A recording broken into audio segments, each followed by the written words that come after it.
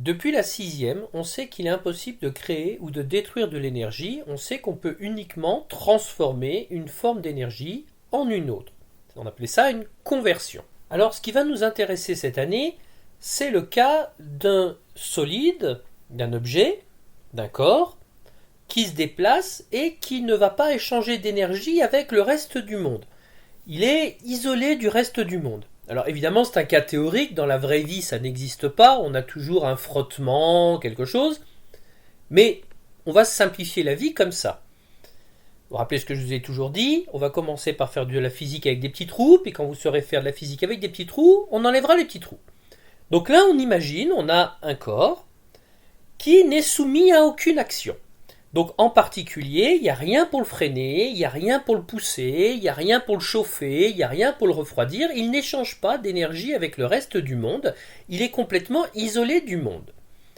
Donc, il ne va pas pouvoir échanger d'énergie, il va uniquement pouvoir éventuellement convertir son énergie. Convertir son énergie cinétique en énergie thermique, convertir son énergie thermique en énergie chimique, mais il ne va pas pouvoir échanger d'énergie avec le reste du monde.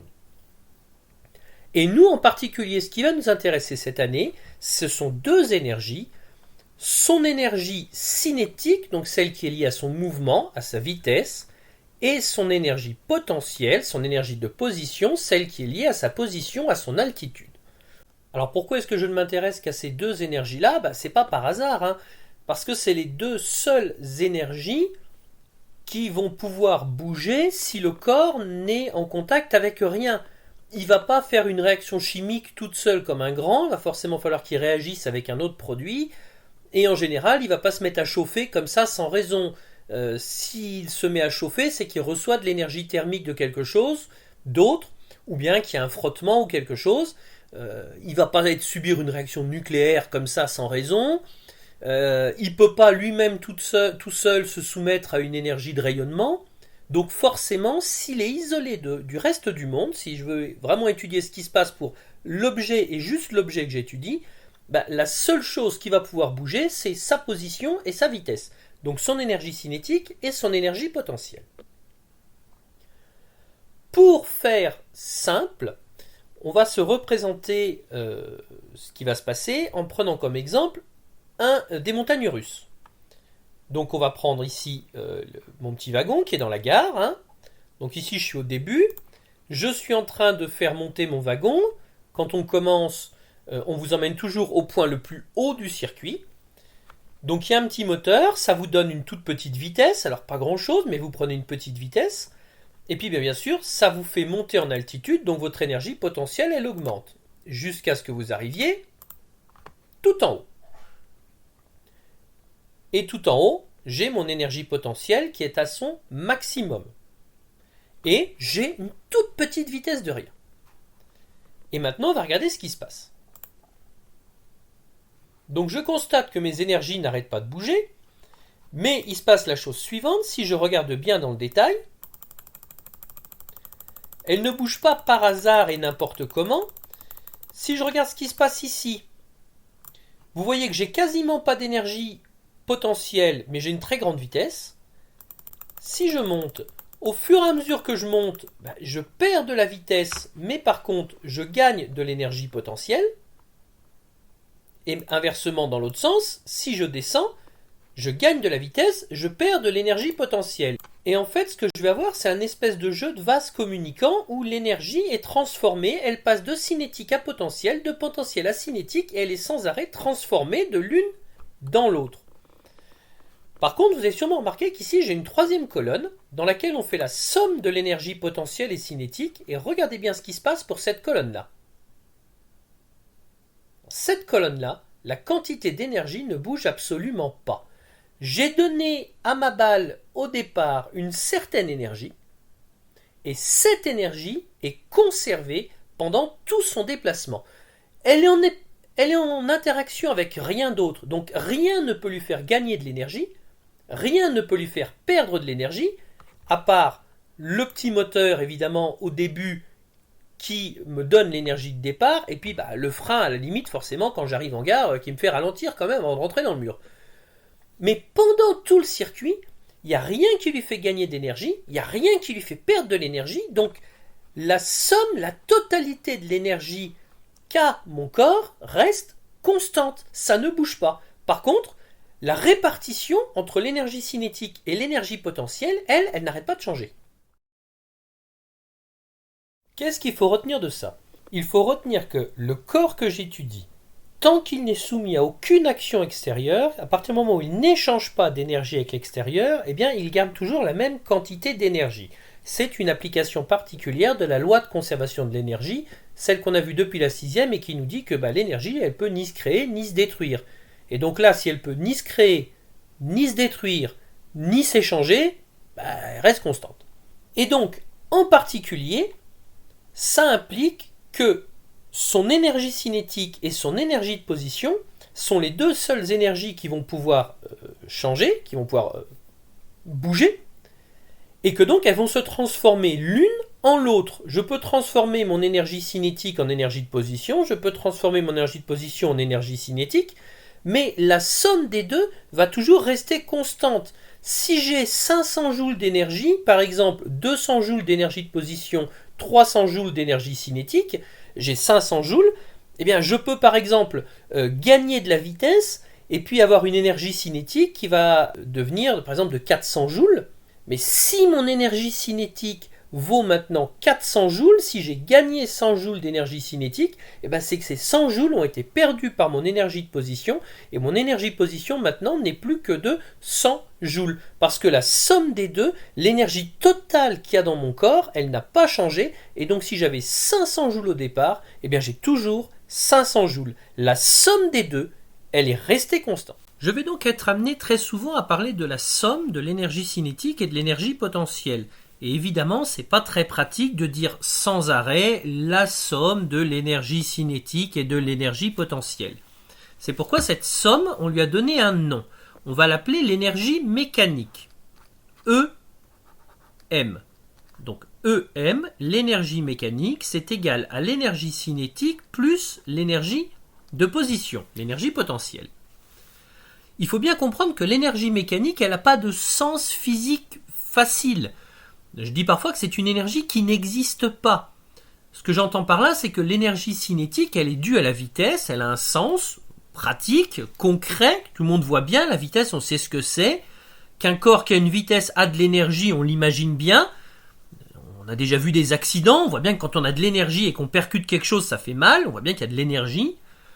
L'énergie de position, on voit bien ce que c'est. On voit bien que si je pose un objet en hauteur et que je le fais tomber, il tombe. Si je le pose plus haut, il tombe plus fort. Voilà, c'est des énergies qui ont un sens concret, pratique. On voit bien ce que c'est. L'énergie mécanique, elle n'a pas de sens concret comme l'énergie cinétique et l'énergie potentielle. En troisième, c'est juste une construction mathématique. C'est un objet mathématique, c'est une addition. Ça me donne une valeur. Et cette énergie mécanique, elle est uniquement intéressante parce qu'elle est constante. Donc, si j'arrive à connaître l'énergie mécanique à un endroit, et donc à connaître l'énergie mécanique de mon corps, et bien ensuite, si je connais sa variation, par exemple, de son énergie cinétique, je peux en déduire ce qui se passe pour son énergie potentielle. Si par exemple, je constate que son énergie cinétique a baissé de 100 joules, ça veut dire que forcément son énergie potentielle va avoir augmenté de 100 joules. Si je constate que son énergie cinétique a augmenté de 50 joules, ça veut dire que forcément son énergie potentielle va avoir baissé de 50 joules, de manière à ce que la somme des deux reste constante. C'est uniquement ça l'énergie mécanique. La somme, je fais l'addition et à partir du moment où dans mon circuit j'ai un endroit où je connais EC et EP et donc où je peux faire la somme, ça me donne l'énergie mécanique et ensuite je sais que cette énergie mécanique, elle va être la même partout. Alors concrètement, pourquoi est-ce qu'on vous demande ce genre de choses ? Pour vous préparer, pour le brevet, pas pour cette année, mais en tout cas pour les années à venir. Parce que ce qu'on commence à étudier là, c'est vraiment le fondement de ce qu'on va appeler la mécanique, c'est-à-dire le déplacement des objets. Alors, si vous avez ce genre d'exercice à résoudre, ce genre de problème à résoudre, la première chose, c'est toujours de faire un schéma pour se repérer. Alors, je vous rappelle ce que je vous ai déjà dit 50 fois. Un schéma, c'est pas un dessin, on n'est pas en art plastique. Donc ici, on a le Père Noël qui laisse tomber un cadeau dans la cheminée. Donc voici mon cadeau, et mon cadeau va tomber dans la cheminée. Bien. Qu'est-ce qu'on nous dit ? Quel type d'énergie possède le cadeau sur le toit ? Alors, type d'énergie, on en connaît 3, potentiel, cinétique, mécanique. Est-ce qu'il a une vitesse quand il est posé dans la cheminée ? A priori, non. Est-ce qu'il a une énergie de position ? Oui, il est en hauteur. Il a une énergie de position, et même on peut la calculer, c'est mgh. Et est-ce qu'il a une énergie mécanique ? Oui. C'est son énergie cinétique plus son énergie potentielle. Comment va évoluer notre énergie pendant la descente dans la conduite ? A priori, on perd en altitude, donc elle va baisser, et arrivé en bas, l'altitude sera de 0, donc l'énergie potentielle sera de 0. Est-ce qu'il aura une vitesse ? Oui, donc il aura une énergie cinétique. Laquelle ? On ne sait pas. Par contre, on sait que l'énergie mécanique, elle est constante. Donc en fait, si j'arrive à connaître son énergie mécanique en haut, je peux connaître son énergie mécanique en bas. Pour ça, il faut que je calcule son énergie potentielle. Alors son énergie potentielle, ça tombe bien.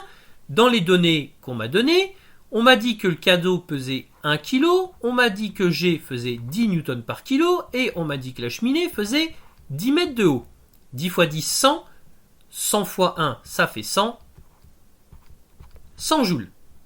Donc l'énergie mécanique, ma foi, ça fait l'énergie cinétique 0 plus l'énergie potentielle 100, 100 plus 0, ça fait 100 joules. Et comme ça fait 100 joules en haut, ça fait 100 joules en bas.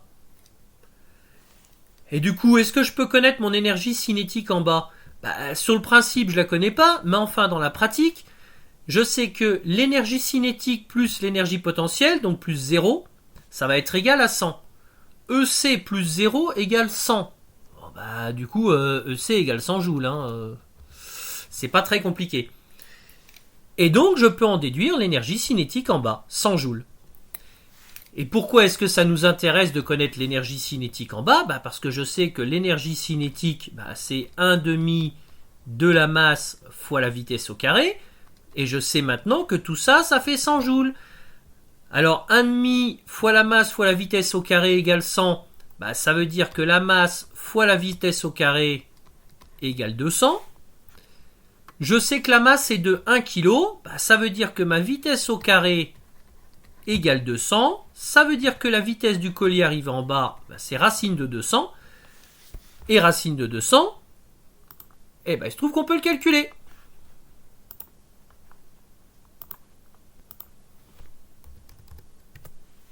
Ça fait 14,14 mètres par seconde.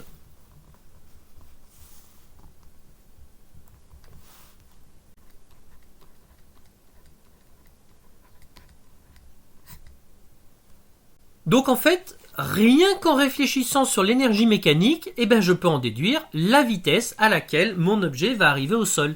Et ça, ce genre de petit calcul, tout bête, c'est la base de tout ce qu'on appelle la mécanique, donc le déplacement des objets, et derrière de toute la balistique. Et en fait, tout bêtement, si on est capable d'envoyer des cailloux, des flèches, des balles, des obus, des missiles, des fusées vers Mars, des sondes vers Pluton, tout ça à la base, ça vient de ce genre de petits calculs-là.